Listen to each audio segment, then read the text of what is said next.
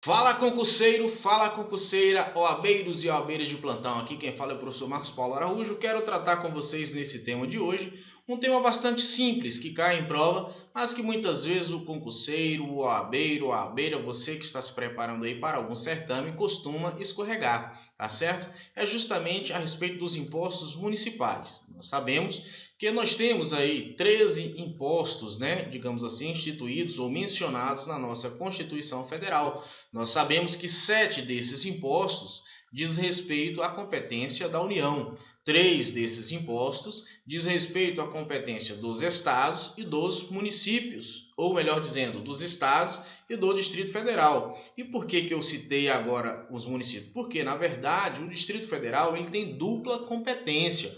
O Distrito Federal ele pode legislar sobre os impostos estaduais, bem como sobre os impostos municipais, tá certo?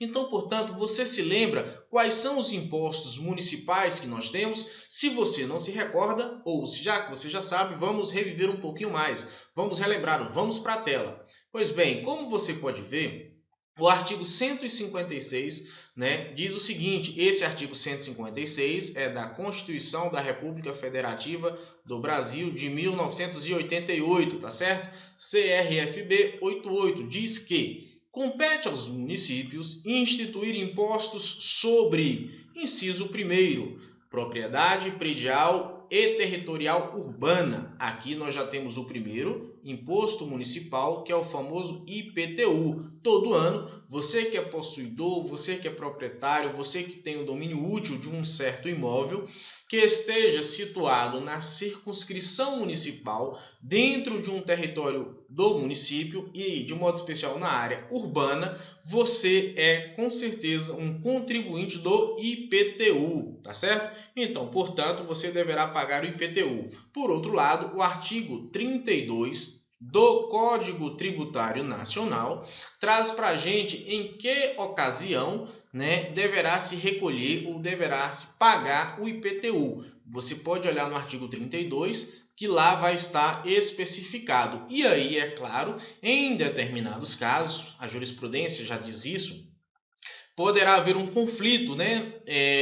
Como eu diria para vocês, numa área agroindustrial, por exemplo, que esteja nas proximidades, nas imediações do determinado município, nesse caso, há que se ressaltar aí uma peculiaridade, qual seja, nessas áreas agroindustriais que estejam, né, dentro ou próximo da área do município, da circunscrição da zona urbana, né, digamos assim, não haverá incidência do IPTU, e sim do ITR. Tenha bastante atenção quanto a isso, tá bom? Pois bem, o segundo imposto, na verdade, nós temos o que? O ITBI ou ITV, como algumas pessoas preferem chamá-los, tá bom?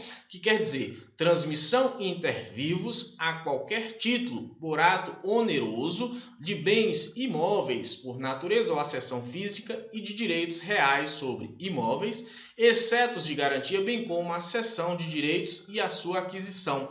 Então percebam que é a transmissão entre vivos, né? Entre vivos. Por quê? Entre mortos nós teríamos o ITCMD, né? Ou se não for também de forma onerosa, ele vai ser de forma gratuita. Então nós temos o ITD, que é o Imposto de Transmissão e Doação, que este imposto é de competência do Estado, tá certo? Então, portanto, para que haja incidência do ITBI ou ITIV, eu vou colocar aqui, ó, tem alguns municípios, eu particularmente gosto de chamá-lo de ITBI, mas em alguns municípios você vai ver ITIV, ITIV, né? Isso é um dos impostos, né, de características de quem? Dos municípios, tá certo? Então, portanto, ou ITBI ou ITIV. Temos um outro imposto, o terceiro e o último que nós chamamos é os serviços de qualquer natureza não compreendidos, né, no artigo 155, inciso 2º, definidos em lei complementar. Pois bem, artigo 155, inciso 2º de quem? Da Constituição da República Federativa do Brasil de 88. Eu costumo colocar assim porque numa prova discursiva eu recomendo que você coloque assim, sob pena de muitas vezes você pegar um examinador, né, cascudo, e vai dizer o seguinte: olha, qual a Constituição, qual o ano, né, de qual Constituição que você está falando na verdade. Então recomendo que você, concurseiro, na prova da OAB, para que a FGV não tire ponto de você, né, não corra esse risco, né, então coloque CRFB 88.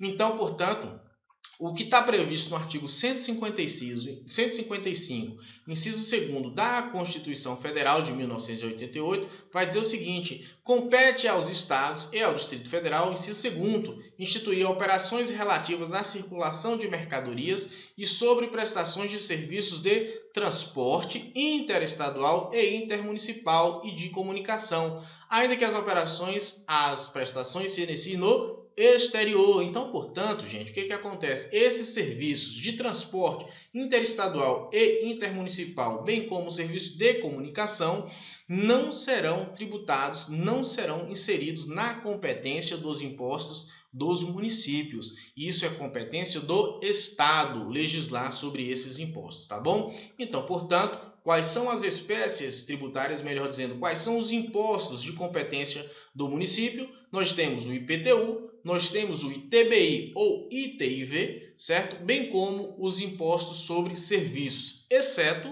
os serviços de transporte interestadual e de transporte intermunicipal. Fica aqui a deixa, espero que você tenha gostado dessa dica, se inscreva no canal, toque no sininho para continuar recebendo aí dicas de direito tributário e de direito administrativo do professor Marcos Paulo Araújo. Forte abraço, sucesso, rumo à aprovação, fui!